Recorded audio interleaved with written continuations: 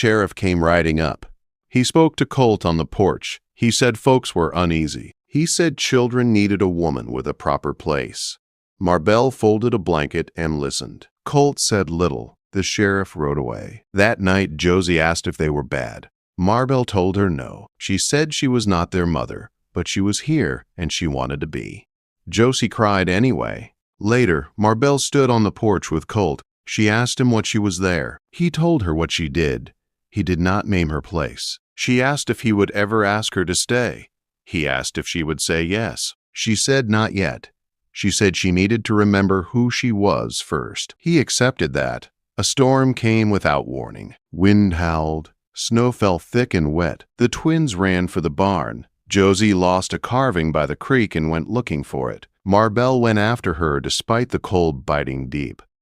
She found Josie huddled behind a rock, shaking, crying over the lost wooden bird. Marbell pulled her close and told her she mattered more than any carving. She carried her home through the storm, legs burning, breath thin. Colt opened the door before they reached it. He took Josie into his arms and looked at Marbell like she had brought back something sacred. That night, by the fire, Colt told her the bird was the first thing he had made since his wife died. Marbell told him she never got to bury what she lost. Only ash remained. He listened. He showed her a small box. Inside were names the girls had written trying to spell hers. Crooked letters, backward shapes, but hers. Marbell placed her burned wedding ring on the mantel. She said she had been someone else once. Colt asked who she was now. She said she did not know, but she thought the girls did. Outside, the snow kept falling.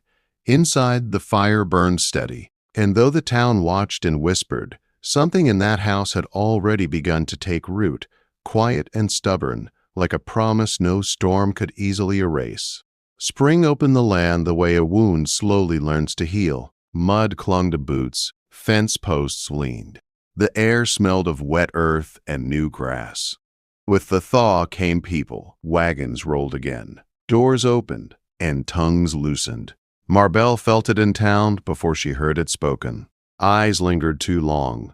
Smiles tightened. Her name moved from mouth to mouth like something being tested for weakness. She did not stop going. She bought flour and needles. She stood straight. She came home. One afternoon, 3 men rode up to the gate. Their horses were strong. Their faces were not kind. At the front was Hiram Blass, a neighbor who had always measured others by what he could take from them. Colt was chopping wood when they arrived. Marbell was shaking out a quilt on the porch. The twins were inside threading buttons onto string. Hiram tipped his hat and smiled thin. He said the town was uneasy. He said it did not look right. A woman living in a man's house without a name to back it. He said children needed order. He said land disputes had a way of returning when folks stopped acting proper. Colt stood still, axe resting in the stump. He said nothing. Marbell stepped down from the porch. Her voice did not shake. She said she had earned her place with work and care. She said she had knelt in mud to find a child in a storm. She said names written on paper had never kept anyone warm at night. Hiram laughed once and said the town would be watching. After they left, Marbell's knees gave out, not from fear, but from the weight of standing up after so long bent low.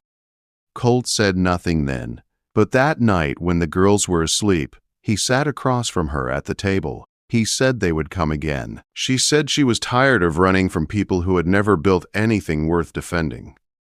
She laid her burned marriage paper on the table. She said she had lost more than a husband and a child. She had lost the name that made her real in the eyes of others. Colt took down his late wife's apron from the hook. He held it out to Marbell, not like a memory, but like a choice. He said the house needed a woman who stayed when it got hard. Marbell tied the apron around her waist. The cloth fit like it had been waiting. The next morning, the twins placed 2 wooden birds on the porch rail. One was chipped, one had a crooked wing. June said they were for luck. Josie said they were for staying. Word spread faster than spring rain.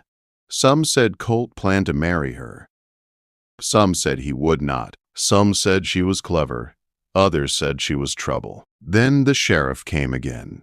This time he did not bring warnings. He brought papers. He said a hearing had been called. The town wanted answers. Marbell went pale, but she did not hide. On the day of the hearing, the church filled fast. Benches creaked, murmurs rose and fell. Marbell stood beside Colt at the front. The twins sat behind them, feet swinging, hands locked tight together. Mrs. Tibbet spoke first. She said Marbell had no claim, no ring, no blood, no record. She said children needed certainty. Others followed, some kind, some cruel, some afraid of change they could not name. When it was Marbell's turn, the room went quiet. She did not speak long. She said she had nothing left to lose but the place she had built with her hands and heart. She said a home was not walls or paper, but the people who chose to stay when storms came. Colt spoke then. His voice was steady and plain. He said Marbell was his choice. He said the girls chose her every morning. He said if the town could not see that, then the fault was not hers. Silence followed, heavy, waiting. The sheriff cleared his throat. He said there was no law against what they had done. He said kindness was not a crime. He said the matter was closed. The room did not cheer. It did not need to. Some faces softened, others hardened, but the door was open. That night, Colt and Marbell sat on the porch while the girls slept. The air was warm for the first time. Frogs called from the creek. Colt said he had a ring now, not a fine one, just honest metal. He said he would ask properly if she wished. Marbell looked out at the dark fields. She thought of ash and silence and walking alone through snow. She thought of small arms hugging her waist. She thought of a name spoken out loud. She said yes. They married quiet. No crowd. Just the girls, the creek, and a sky wide enough to hold forgiveness. June dropped buttons instead of flowers. Josie cried and laughed at the same time. Marbell took the name McCrae, but she kept her own too. She did not bury who she had been. She carried her forward. Years later, people would say the house near the cottonwoods was the warmest place in winter. They would say the twins grew strong and kind. They would say the woman who arrived with soot on her skirt became the heart of the place. But Marbell knew the truth. She had not been saved. She had been chosen, and she chose back.